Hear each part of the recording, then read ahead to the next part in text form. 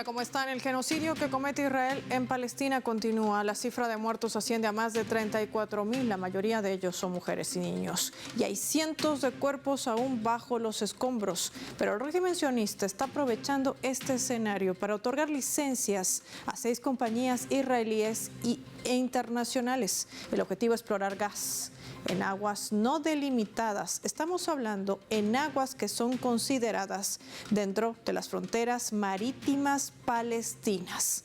¿Qué implica todo esto? Hoy lo analizamos. Inicia el mapa. Bienvenidos.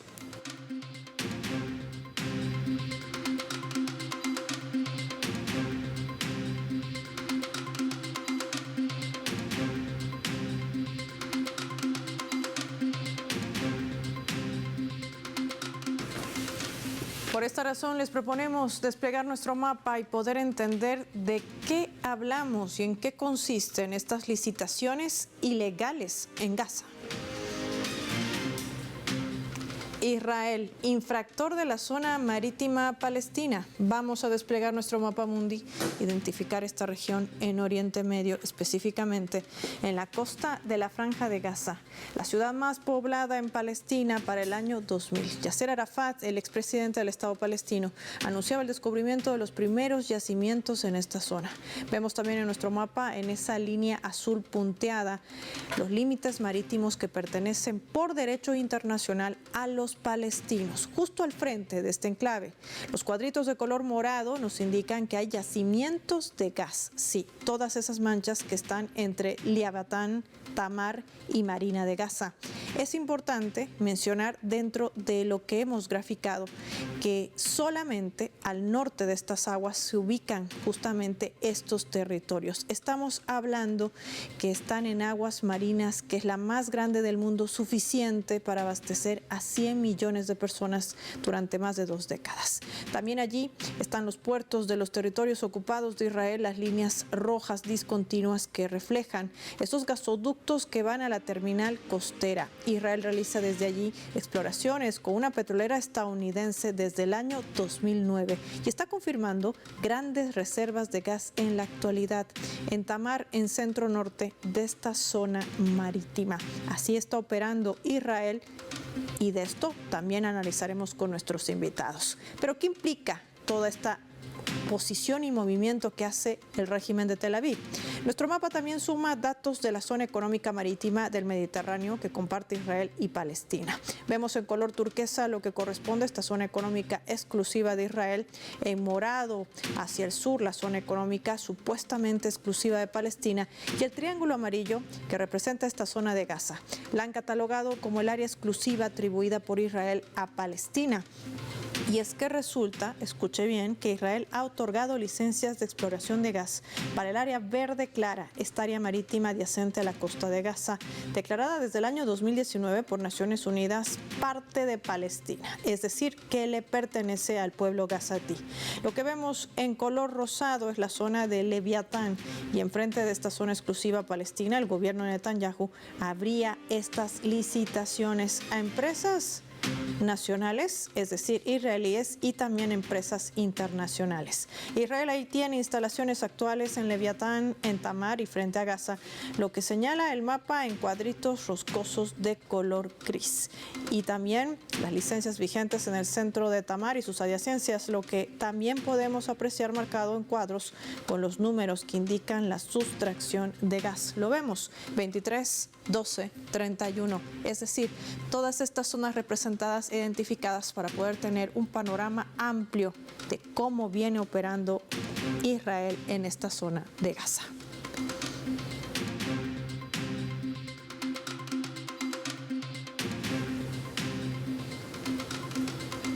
De esto y más vamos a conversar con nuestros invitados. Nos acompaña en directo desde España, él es experto en temas de Oriente Medio, Juan Luis González Pérez con nosotros. Qué gusto, Juan Luis, gracias por tu tiempo para Telesur. Bienvenido al mapa. El gusto es mío, Paula, como siempre. Juan Luis, cuando vemos desplegado nuestro mapa y revisamos que hay zonas que están siendo explotadas, es decir, se sustrae en palabras claras gas que no le pertenece a Israel, le pertenece al pueblo palestino. Ellos deciden con quién negociar, a quién cobrarle el dinero por la extracción de esos recursos. Y esto desnuda, por un lado, una estrategia que me gustaría hablar contigo, y por otro lado también, si esto no es una flagrante violación también al derecho internacional. ¿Qué pasa con este mecanismo?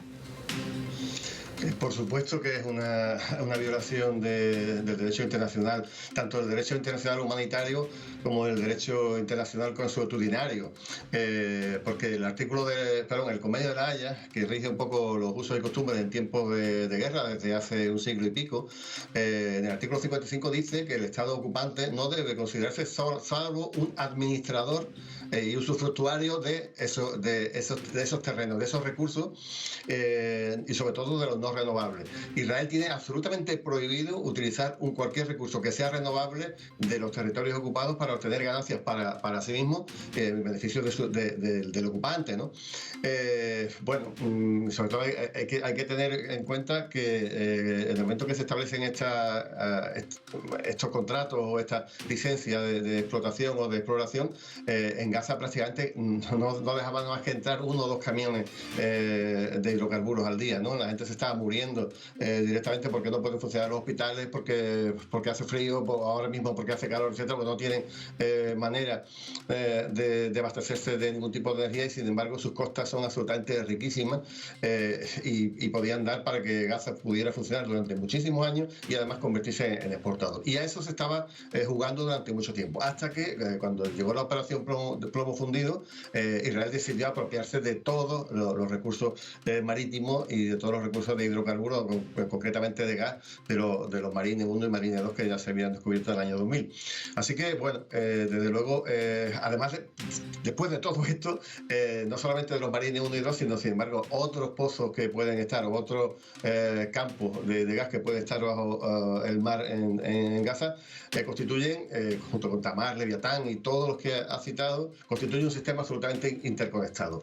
Y en algunos de ellos, como en algunas áreas, creo que el área G, el 62% de ese campo está dentro de Gaza, el área H, el 73%, y así otras, ¿no? La E con un 5%, etcétera, etcétera. Así que directamente Israel se está apropiando de algo que podría servir, incluso ahora mismo se podría hablar hasta para reconstruir Gaza, porque estamos hablando de muchos miles de millones de dólares, y que absolutamente Europa incluso está firmando acuerdos para que Israel lo surta de petróleo, pero ese petróleo será robado a Gaza y a los palestinos. Así que, desde luego, es una violación del derecho internacional, pero además, como siempre, con la complicidad, en este caso, fundamentalmente de la Unión Europea y de la gasística de los países que han aceptado hacer esa licencia de explotación y de exploración.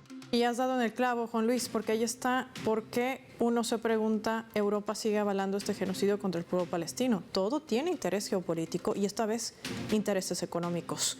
En este contexto se ha pasado no solamente de la protesta, sino también a la acción. Turquía ha decidido romper relaciones comerciales con Israel por un valor de $9.500 millones. ¿Cómo golpea esto al gobierno de Netanyahu en medio, además, de tratar de no aislarse del panorama internacional? Medidas que además van en respuesta al rechazo a estas agresiones que comete no desde ahora, lo hace desde 1948 contra el pueblo palestino, además de sumarse a esta denuncia de genocidio ante organismos multilaterales que vemos poca acción tienen en estos últimos tiempos.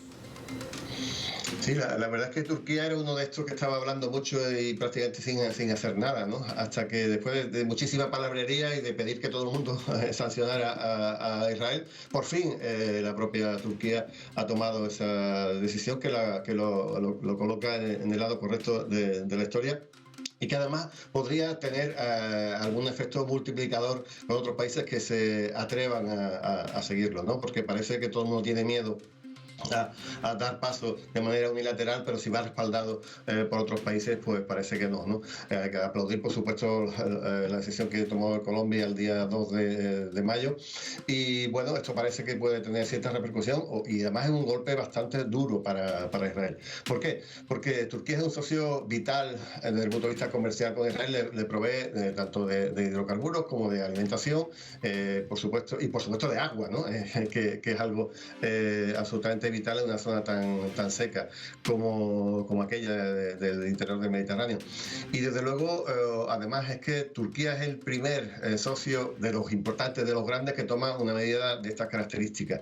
Que si además le sumamos la compleja situación por la que está atravesando el Estado sionista, porque el comercio a través del Mar Rojo está prácticamente roto y que prácticamente tampoco funciona apenas la agricultura dentro del Estado sionista, y también se ha marchado una importante mano de obra, estamos hablando de cientos de miles de personas, sobre todo en la zona del norte, la zona pegada a Gaza, mucha gente que ha decidido irse a sus países de origen por la inestabilidad, e incluso toda la gente, todos los palestinos que estaban trabajando, estamos hablando de alrededor de 100.000 personas que trabajaban en las explotaciones agrícolas y en otro tipo del Estado sionista, pues lo pone en una situación bastante compleja para intentar abastecerse de las materias primas de las que siempre traía del exterior. Así que, bueno, yo creo que no me fiaría mucho de Erdogan, porque siempre está jugando a 2 barajas o a 3 barajas distintas, pero de momento ha dado un golpe de efecto muy importante que además va a tener muchas consecuencias dentro de Israel. Fundamental para que le siga llegando energéticos a Israel, y esto también hay que decirlo de manera puntual. La ruptura de este punto crucial podría también detonar ya esa descomposición existente en el ámbito social, político y hasta militar de Israel. Es decir, los cuestionamientos a Netanyahu van a ir ascendiendo. ¿Cómo lo ves? Bueno, yo distinguiría dos cosas diferentes. Prácticamente toda la población del Estado sionista, toda la población israelí está de acuerdo con lo que está sucediendo con los palestinos. O sea, ahí no hay prácticamente ningún tipo de fisura, salvo la población árabe israelí, ese 15 y tanto, 10 y algo por ciento, que prácticamente está asustada y escondida, prácticamente sin hacer nada. Pero el 80 y mucho por ciento de la población de Israel está a favor incluso de aplicar más fuerza sobre los palestinos.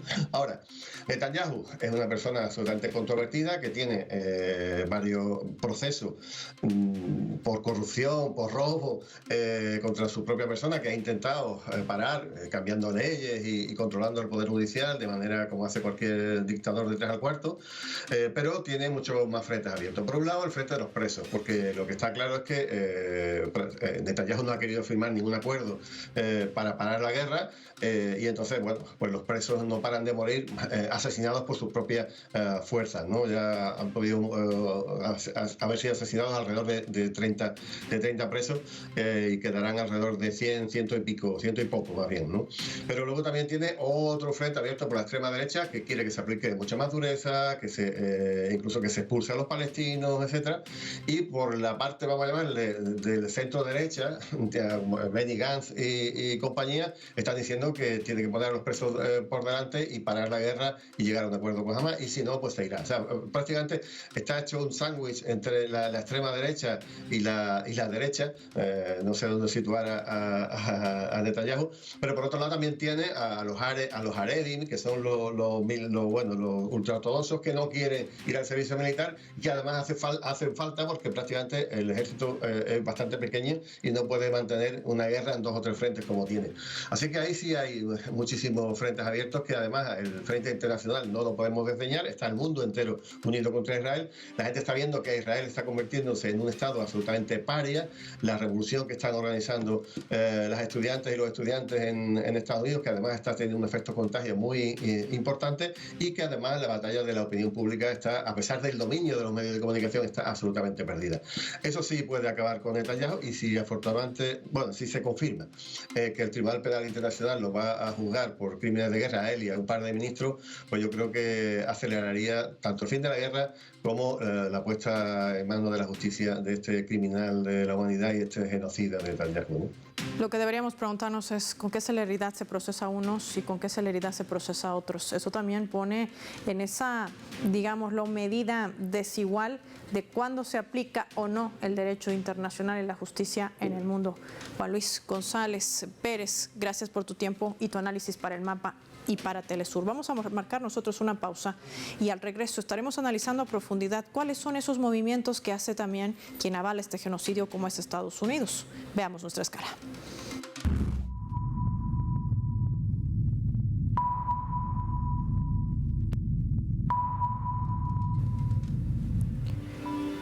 ¿Está en aprietos o no Israel? Vamos a revisar por ello este portal web de Al Mayadin, la cadena aliada de nuestra multiplataforma Telesur. Está titulando de la siguiente manera: Israel enfrenta crisis en sus sistemas de seguridad. Israel está en una situación crítica y al borde de experimentar escasez en componentes vitales para mantener su independencia en la producción y funcionamiento de sus sistemas de seguridad.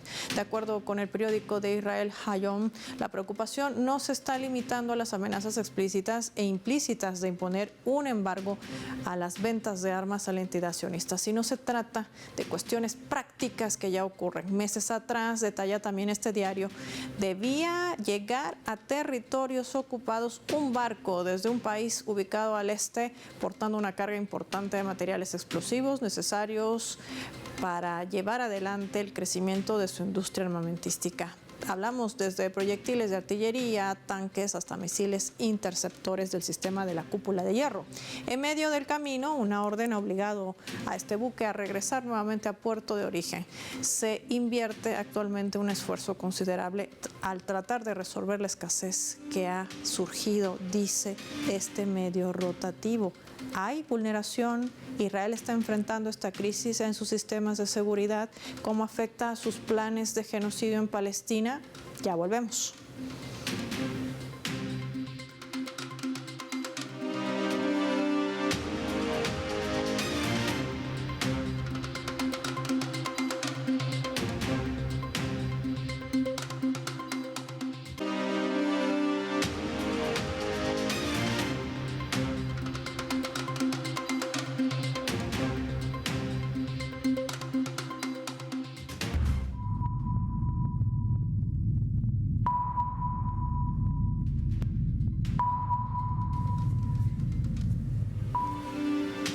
Vamos a sumar otro elemento también para el análisis, esta vez a través de la fotografía. El que ven en pantallas es el presidente de Colombia, Gustavo Petro. Él anunciaba el rompimiento de relaciones bilaterales con Israel por tener, además decía, un presidente genocida, por seguir masacrando al pueblo palestino. Hay que defender la humanidad, decía durante sus declaraciones Petro. Por el otro lado de la pantalla está el ministro de Relaciones Exteriores de Israel, Katz. Se llama Israel también, por cierto, con duras críticas contra Gustavo Petro, tachándolo de antisemita, lleno de odio, le dijo. La historia recordará que Gustavo Petro decidió ponerse del lado de los monstruos más despreciables conocidos por la humanidad, que quemaron bebés, asesinaron niños, violaron mujeres y secuestraron a civiles inocentes. Las relaciones entre Israel y Colombia siempre han sido cálidas y ningún presidente antisemita y lleno de odio podrá cambiar eso. El Estado de Israel seguirá protegiendo a sus ciudadanos sin miedo y sin temor, le decía el canciller de Israel al presidente de Colombia, Gustavo Petro.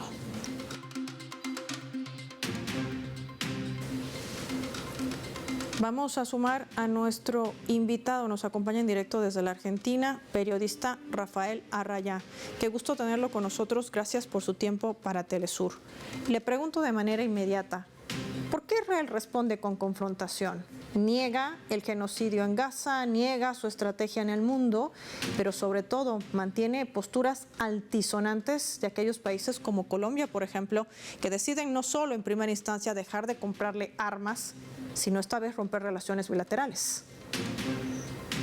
Yo creo que la decisión del presidente Petro de cortar las relaciones diplomáticas con el Estado de Israel es el corolario de una política y de un discurso absolutamente coherente del presidente Petro en defensa de los derechos humanos, en defensa del pueblo palestino y oponiéndose de manera categórica al genocidio que comete el Estado de Israel, básicamente en la Franja de Gaza, aunque la Franja de Gaza también sirve como una cortina de humo para esconder lo que está sucediendo en Cisjordania, con las expulsiones, con las muertes, con los asesinatos selectivos.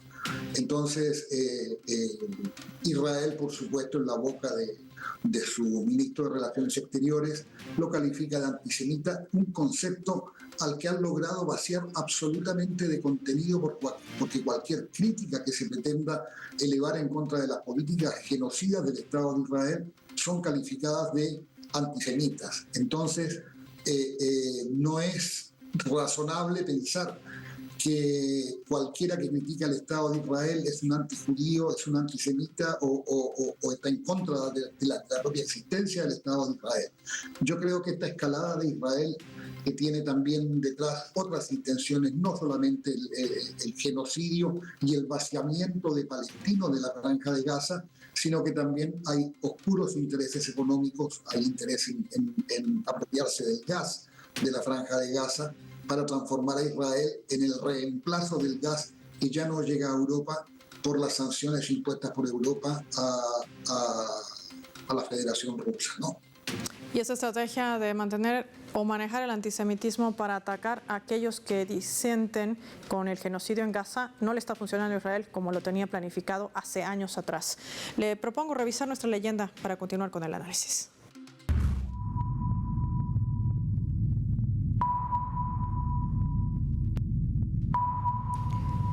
Esto lo reseñaba el presidente de Venezuela, Nicolás Maduro, durante el desarrollo de su programa Con Maduro Más. Vamos a revisarlo y colocarlo en pantalla.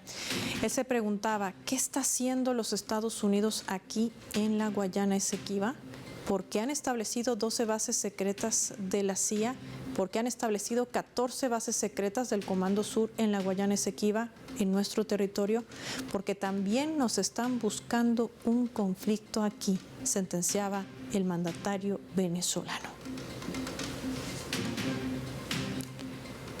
Rafael, cuando leemos a detalle lo que dice el presidente de Venezuela, quizás nos ayuda a entender cómo Estados Unidos avala también la extracción a través de transnacionales como el ExxonMobil de petróleo en aguas no delimitadas. Estamos hablando en aguas que le pertenecen a Venezuela. Y también así está avalando la presencia de 6 empresas internacionales para seguir saqueando también el gas, esta vez del pueblo palestino.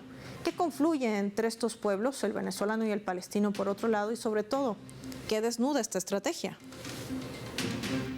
Bueno, tenemos, el comandante Chávez decía con justa razón que Estados Unidos es un adicto al petróleo, adicto a los hidrocarburos, y donde ellos huelen hidrocarburos se encargan de desplegar las políticas necesarias para hacerse de ellos.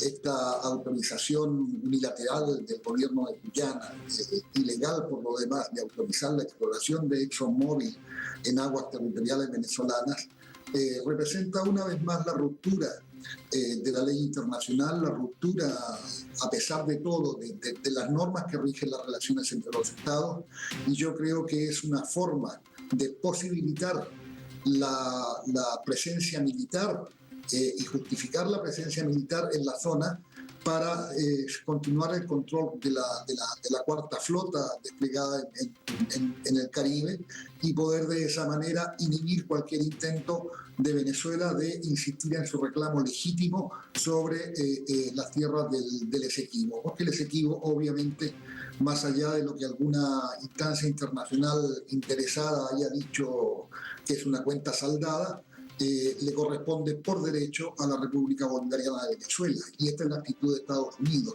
Está pasando lo mismo en la Franja de Gaza, precisamente con el intento de apropiación de las reservas de gas y de petróleo que legítimamente pertenecen al pueblo palestino, y donde el Estado de Israel se ha encargado ya desde el 2008 de inhibir cualquier intento palestino de acceder a la explotación de los recursos que genuinamente le pertenecen, ¿no?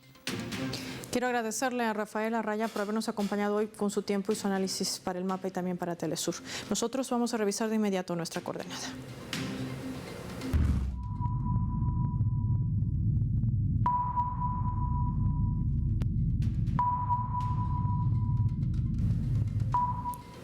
Hay también otros hechos geopolíticos que se vienen desarrollando y que impactan en el mundo. Sebastián Schultz, desde la Argentina, hoy nos va a comentar sobre la gira que ha desempeñado Antony Blinken, sí, el secretario de Estado de los Estados Unidos por China. ¿Qué tanto podrá frenar el país del norte el avance del gigante asiático y su acercamiento sobre todo a un aliado geopolítico clave como es Rusia?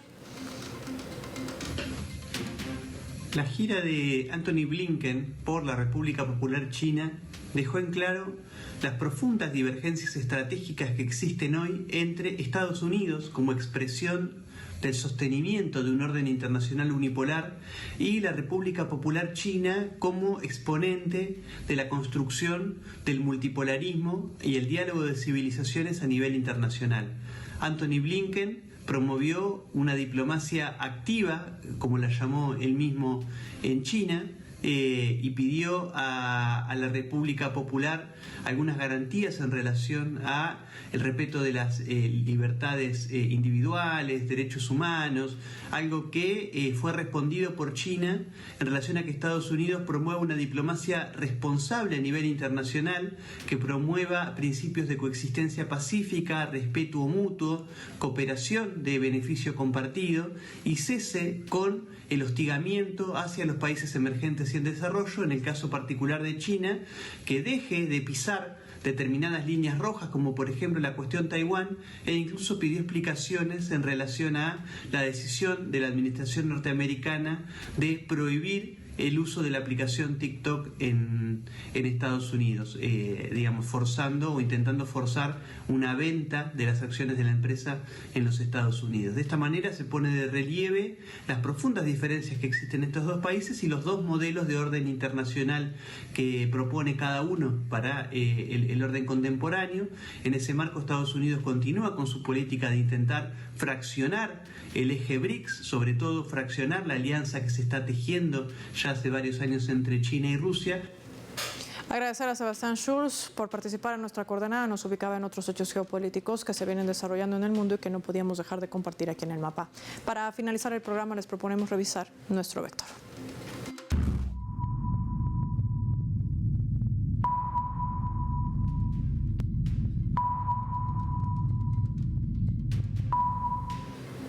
Nuestro radar en el mapa nos refleja las 3 claves sobre este tema.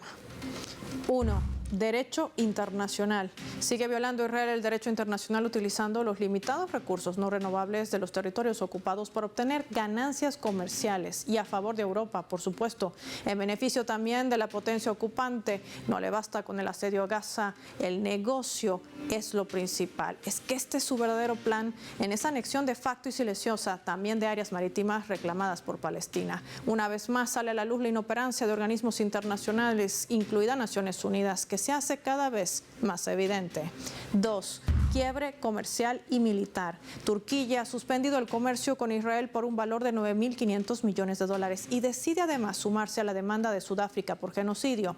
Israel se está aislando sola. El golpe también abarca sus sistemas de seguridad. No están recibiendo como esperaban la colaboración de sus aliados para mantener su sistema armamentístico. Está al borde de una crisis social, económica y hasta militar. Aunque no lo quieran reconocer, son cada vez más los pueblos que alzan su voz y gobiernos que se alejan, como el caso de Colombia, que decidió romper relaciones bilaterales.